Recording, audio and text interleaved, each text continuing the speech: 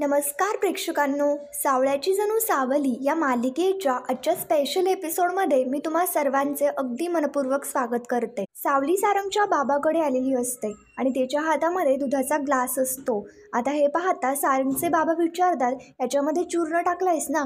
तर सावली हो बोलते. सारंगचे बाबा सांगू लागतात, मला एकनाथराव म्हणाले होते की तुमच्या गावाच्या वैद्याकडे काहीतरी पोटासाठी औषध आहे म्हणे. मी म्हटलं तेच बघूयात की काही उपयोग होतोय की नाही. मग त्याच्यानंतर सारंगचे बाबा ते दूध पितात, सावलीकडे ग्लास देतात. सावली तिकडनं निघून जातात. तिथे लगेच तिर्लोत्तमा येते. सावलीला जाताना तिर्लोत्तमा पाहते आणि तिच्याकडे शांतपणे पाहतच राहते. याच्यावरती सारंगचे बाबा म्हणू लागतात, काय झालं तिर्लोत्तमा, अशी का पाहतीयस तिच्याकडे? अगं खरंच तिचे बाबा म्हणाले होते की त्यांच्या गावाच्या वैद्याकडे असतात औषधं. मग तिर्लोत्तमा याच्यावरती हसत लगेच म्हणते की औषधं असतील ना, मी कुठे काय बोलले. त्याच्यानंतर बाबा आता तिर्लोत्तमाला विचारतात, बरं ठीक आहे, तुझं औषधावरती काही नाही म्हणणं, मग मात्र सावलीवरती हा जो काही आरोप होतोय त्याच्यावरती तुझं काय म्हणणं आहे? तिर्लोत्तमा शांतपणे सारंगच्या बाबाजवळ बसते आणि त्यांना म्हणू लागते की याला आरोप नाही म्हणत. एखाद्याला एखादी कला अवगत असणं हे काय आरोपासारखी गोष्ट नाहीये. पण मात्र तिच्या बाबतीमध्ये काहीतरी चांगलं घडत होतं. आता सारंगचे बाबा विचारत असतात, तुला काय वाटतंय, म्हणजे नेमकं तुझं काय म्हणणं आहे? सावलीला नक्की खरंच गाणं गाता येत असेल का? म्हणजे त्या जालिंदर निंबाळकरला नेमकं अशी का शंका आली? म्हणजे असं खरंच काय असेल का? याच्यावरती तिर्लोत्तमा आता सांगू लागते, म्हणजे तुम्ही मला असे प्रश्न विचारताय, तिची बाजू न घेता तुम्ही मला असं काही विचारू शकता, हे पण आहे का? त्याच्यानंतर तिर्लोत्तमा सुद्धा हसते आणि सारंगचे बाबा सुद्धा. तिर्लोत्तमा म्हणू लागते, बरं ठीक आहे, असं होतंय सगळं. मला ना कायम असं वाटत आलंय आणि आता सुद्धा मला असंच वाटतंय की ही मुलगी ना पाठगुळ आहे. त्या मुलीला दुसऱ्याच्या जीवावरती जगायला आवडतं. तिने माझ्या लेकाला बळकावलंय आणि आता ज्या ताराच्या आवाजावरती जगतीये ना, त्याच ताराच्या आवाजावरती ही हक्क सांगायला बघतीये. त्याच्यानंतर बाबांना एक एक करत खूप सारे प्रश्न पडत असतात. ते आता विचारतात, पण भैरवीला नेमकं कसली भीती वाटत असेल? आणि त्यांचे प्रश्न सुद्धा साहजिकचपणे बरोबर असतात. आता तिर्लोत्तमा या गोष्टीचा तर वेगळाच अर्थ घेत असते आणि इथे सुद्धा फक्त सावलीचा विचार न करता तिलाच दोषी ठरवत असते. तिर्लोत्तमा इथे सुद्धा भैरवीचीच बाजू घेते आणि बोलू लागते की तुम्ही असं काय करताय? भैरवी एक कलाकार आहे, ती वजे घराण्याची कला पुढे नेतीये. त्यांचं नाव खूप मोठं आहे आणि ह्या अशा अफवा ज्या आहेत त्या समाजामध्ये पटकन पसरतात. तेव्हा कोणी काही बोललं तर त्यांच्या नावाला गालगुट लागेल, त्यांचं नाव खराब होईल. त्याच्यानंतर तिच्या करिअरवरती, तिच्या लेकीच्या करिअरवरती, म्हणजेच की ताराच्या करिअरवरती सुद्धा या गोष्टीचा परिणाम होऊ शकतो. त्यांचं आयुष्य उद्ध्वस्त होऊ शकतं. म्हणूनच एक कलाकार म्हणून आणि एक आई म्हणून तिला ही जी काही भीती वाटते ना, ते वाटणं साहजिकच आहे. आता तिर्लोत्तमा जे काही बोलत असते ते बाबांना सुद्धा पटतं. आता त्याच्यानंतर तिर्लोत्तमा सावलीला बोलत असते, ही जी काही जी पोरगी आहे ना, ती ताराचा आवाज बिघडवेल आणि ताराच्या आवाजावरती तिचा हक्क सांगेल. बाबा लगेच तिर्लोत्तमाच्या बोलण्याकडे आश्चर्याने पाहू लागतात. पण मात्र तिर्लोत्तमा म्हणू लागते, तुम्हाला माझं हे बोलणं ना दरवेळी रूढ वाटतं, पण मात्र ही गोष्ट सत्य आहे. तुम्हीच आता विचार करा, जर का हिचा आवाज खरंच एवढा चांगला असता, ही जर गायिका असती, तर ती आणि तिचे भाऊ इथे आपल्या इथे काम करत असते का? या लोकांच्या आयुष्यात मध्ये ना फक्त चाकरी लिहिलेली असते. तिर्लोत्तमा तिला वाटेल तसं काहीही सावलीला बोलत असते आणि बाबा सुद्धा तिर्लोत्तमाच्या या बोलण्यावरती विचार करत असतात. आणि मग त्याच्यानंतर तिर्लोत्तमा सांगू लागते, खरं सांगू का, ही काम सुद्धा ना जरा बरंच करत असेल, म्हणूनच ही भैरवी ना तिला सोडत नसेल. पण मात्र भैरवी सुद्धा ना एक हाडाची कलाकार आहे. मला नाही वाटत की या पोरीचा आवाज जर चांगला असता तर तिने हिचं टॅलेंट दाबलं असतं. कलेची जाण आहे तिला. कोणी काहीही बोलतं आणि आपण त्याच्यावरती विश्वास ठेवतो. प्लीज हे असं नका करू. दुसऱ्या कोणाच्या बोलण्यावरती विश्वास नका ठेवू. त्याच्यानंतर आता भैरवी बोलू लागते, बरं ते सगळं जाऊ दे, या पोरीने वाटेल ते केलं तरी सुद्धा माझं काहीच म्हणणं नाहीये. फक्त माझ्या सारंगच्या आयुष्यामध्ये जर का हिने काही वाईट केलं ना, तर गाठ या तिर्लोत्तमाशी आहे. त्याच्यानंतर इकडे दुसरीकडे सारंग सुद्धा त्याच्या रूम मध्ये असतो आणि तो सुद्धा घडलेल्या प्रकरणावरती विचार करत असतो. कार्यक्रमामध्ये तो आवाज सावलीचाच आहे असं तेव्हा डॅडी सांगत होते, तेव्हाच सर्व काही बोलणं सारंगला आठवत असतं आणि सारंग या सगळ्या गोष्टीवरती विचार करत बसलेला असतो. सारंगला जगन्नाथचं बोलणं आठवत असतं, जोपर्यंत तुझं हे सत्य सर्वांसमोर येत नाही ना, तोपर्यंत तुझ्या आयुष्यातली ही लढाई जिंकणं तुझ्यासाठी अशक्य आहे. आणि सारंग या गोष्टीचा सुद्धा विचार करत असतो. तेवढ्यात लगेच तिथे अमृता येते. सारंग आतमध्ये बोलून घेतो आणि अमृता लगेच म्हणते, सारंग मगाशी सावलीला गायला बोलवलं होतं, तू सुद्धा त्याच गोष्टीचा विचार करतोयस का? सारंग लगेच याच्यावरती हो बोलतो. अमृता सुद्धा सांगू लागते, खरं तर सावली गाते. हा विचार जालिंदर निंबाळकरांच्या मनामध्ये आलाच कसा? म्हणजे या सगळ्या गोष्टीची तुला काही कल्पना होती का? मग आता याच्यावरती सारंग सांगू लागतो की नाही वहिनी, मला काहीच कल्पना नव्हती. हे सगळं जे काही चाललंय ना ते माझ्या कल्पनेच्या पलीकडचं आहे. अमृताला प्रश्न पडलेला असतो, मग हे चित्र नेमकं कोण स्पष्ट करेल? सारंग याचं लगेच उत्तर देतो की सावली स्पष्ट करेल. या सगळ्या गोष्टीचं उत्तर फक्त आणि फक्त सावली आपल्याला देऊ शकते. अमृता सारंगला सांगू लागते, तू सावलीशी बोल, कारण सावली तुझ्याशी खोटं नाही बोलणार. सारंग देखील म्हणतो की मी सावलीला विचारतो, नेमकं खरं काय आणि खोटं काय तीच आपल्याला सांगेल. त्याच्यानंतर इकडे दुसरीकडे सारंग राजकुमार बद्दल विचारतो की त्याला येण्यासाठी खरं तर एवढाच उशीर होतो का? अमृता आता सांगू लागते, म्हणजे कधी कधी होतो, कामाचा व्याप असतो ना त्याच्यामुळे, आणि त्यात आई त्यांच्यावरती चिडलेल्या आहे म्हटल्यानंतर उशिराच येतील. सारंग आता विचारू लागतो की तुला एक विचारू का? राजकुमार तुला सगळ्या काही गोष्टी सांगतो का?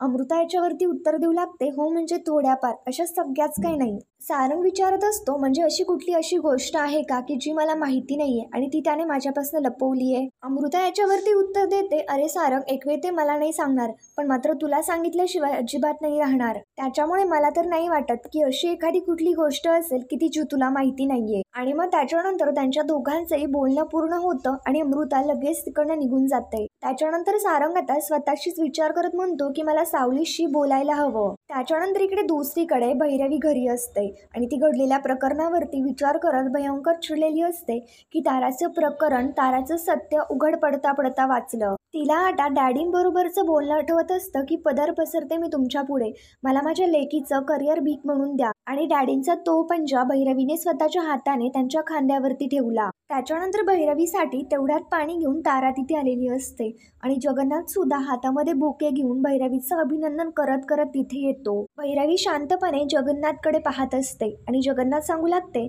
खूप कष्ट करून तुम्ही स्वतःला वाचवलं आणि त्याच्यासाठी मी अभिनंदन करायला आलोय. आता भैरवी तो बुके घेते आणि जगन्नाथ तिथे सोप्यावरती बसतो. भैरवी आता बोलू लागते, हो नक्कीच ना, कारण तुमच्यासारखे हितचिंतक आहेत ना म्हणून हे सगळं साध्य झालंय. पण जगन्नाथराव, तुम्ही मला कितीही शुभेच्छा दिल्या ना तरी सुद्धा त्याचा काहीच उपयोग नाहीये. तुमची लाडकी लेक शेवटी माझ्याच बाजूने बोलली. तुमच्या लेकीला ना बरोबर माहितीये की तिच्या भैरवी माईला नेमकं काय हवंय आणि तिने अगदी अचूक असंच केलं.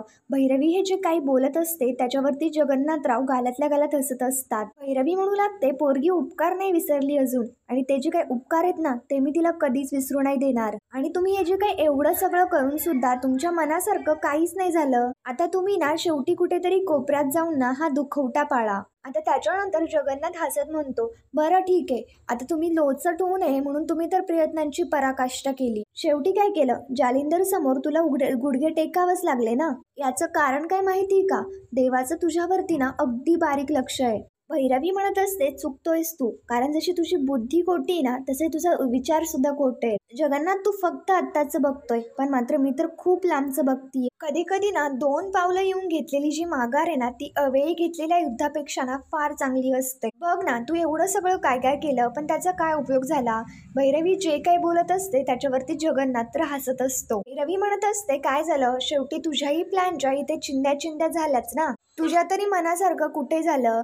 अलका सुद्धा तिथे आलेली असते आणि अलका सुद्धा ते सगळं पाहता हसत असते. जगन्नाथ सांगू लागतो, आता हे दुःख ना आपण वेगळ्या पद्धतीने साजरं करायला पाहिजे. ती वेगळी पद्धत पाहिजे ना काय? तर मग आता त्याच्यानंतर ताराचा एक पोस्टर असतं आणि तेच पोस्टर जगन्नाथ भैरवीला दाखवतो. त्याच्यानंतर सावली किचनमध्ये तिचं आवरत असताना सारंग तिथे येतो आणि सावलीला विचारतो की तुला चांगलंच माहितीये की मी इथे नेमकं का आलोय. सावली याच्यावरती शांत राहते आणि सारंग सावलीला सांगू लागतो, सावली, आपलं नातं जरा वेगळं आहे, मला मान्य आहे, पण मात्र आपल्यामध्ये चांगली मैत्री तर आहेच ना.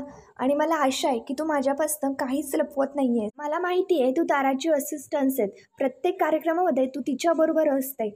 भैरवीजी तुला तर स्वतः इथे घ्यायला येतात. मला सांग, आज जालिंदर निंबाळकरांनी नेमकं असं का म्हटलं की तो आवाज तुझा होता? आणि सावली, तुला खरं सांगू का, एका क्षणासाठी मला सुद्धा असं वाटलं की तू गातेस. सावली फक्त शांतपणे सारंगचं बोलणं ऐकून घेत असते, कारण सारंगला मागे घडलेला प्रकार आठवतो. त्याने सावलीचा आवाज मागे थोडा ऐकलेला असतो. सारंग सांगत असतो, सावली, सगळं काही माझ्या डोळ्यासमोर येतंय, पण मात्र एक चित्र मिसिंग आहे. सावली, मी तुला सरळ सरळ प्रश्न विचारतो की सावली, तू खरंच आमच्यापासून काही लपवत नाहीयेस ना? सारंग सावलीचा हात घेतो, त्याच्या डोक्यावरती ठेवतो आणि विचारतो, सावली मला खरं खरं सांग, तू गातेस की नाही गात? सावलीला याच्यावरती काय उत्तर द्यावं तिला काहीच समजत नसतं. जगन्नाथ भैरवीला सांगत असतो, स्वरयज्ञ स्पर्धेचं हे पोस्टर आहे, इथे ना माझ्या लेकीचा फोटो हवा होता, पण मात्र बरं झालं नाहीये. याचं मी जे काही करणार आहे ना त्याच्यासाठी बरंच झालं फोटो नाहीये. आता जगन्नाथ लाव रायटर घेतात आणि त्याच्यानंतर दाराचो त्या पोस्टरवरचा जो काही फोटो असतो तो लगेच लायटर घेऊन पेटवून टाकतात.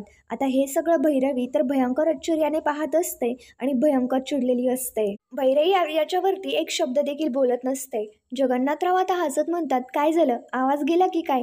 मला माहिती आहे आवाज आहे म्हणून, पण आता तुम्ही काही बोलणार नाही. अशी चपराक बसली ना कानाखाली, आवाज निघण्याची ना हिंमतच नाही होणार. भैरवी आता भयंकर चिडलेली असते आणि जगन्नाथला स्पष्टपणे सांगते की मी सोडणार नाहीये तुला. जगन्नाथ सुद्धा म्हणू लागतो की तुम्हाला सोडू सुद्धा नकोस. हा जगन्नाथ ना सोडण्यासारखी चीजच नाहीये. आणि जगन्नाथ अलकाला म्हणतो की चला निघूयात आपण. की निघण्याआधी तुला सुद्धा 2 प्रेमाचे शब्द बोलायचे, घे बोलून घे.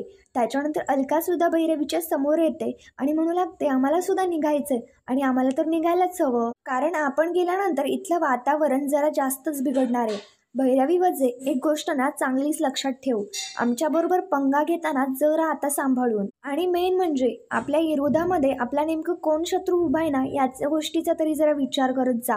भैरवी अलकाकडे सुद्धा रागातच पाहत असते आणि या सगळ्या गोष्टीमुळे भैरवीच्या तळपायाची आग तर फुल मस्तकात गेलेली असते. आता त्याच्यानंतर अलका आणि जगन्नाथ दोघेही तिकडनं निघून जातात. आता तारा सुद्धा तो सगळा प्रकार पाहत असते. भैरवी रागातच तो बुके घेते आणि लगेच तो बुके जोरात फेकून देते. इकडे दुसरीकडे राजकुमारला घरी येण्यासाठी उशीर झालेला असतो, पण मात्र तो घडलेल्या प्रकरणामुळे खूप चिडलेला असतो. अमृता त्याला विचारत असते की एवढा उशीर का झाला, म्हणजे तुमची काळजी वाटते ना म्हणून मी विचारलं. अमृता सांगत असते की मगाशी सारंग तुमची खरंच वाट बघत होता.